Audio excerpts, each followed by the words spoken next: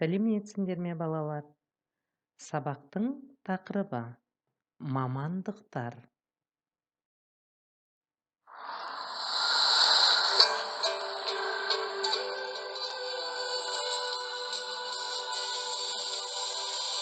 Үшінші сабақ мамандықтар. Бірінші тапсырма. Тыңда, қайтала. Үлгі бойынша сөйлес.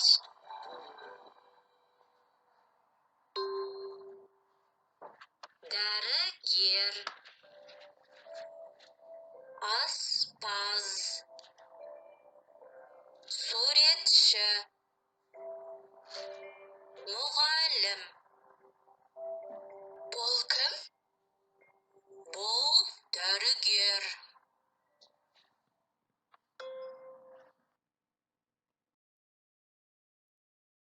Екінші тапсырма.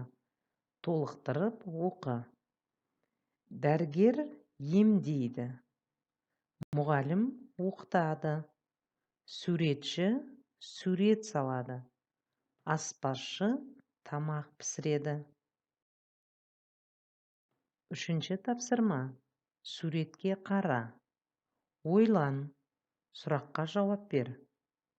Кім не істейді?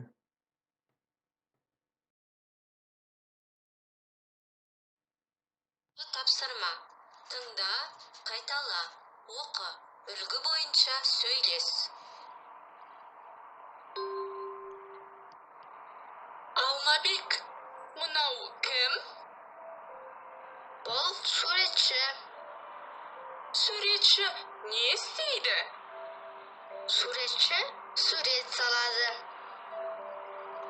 Алмабек, мынау кім? Бұл мұғалім.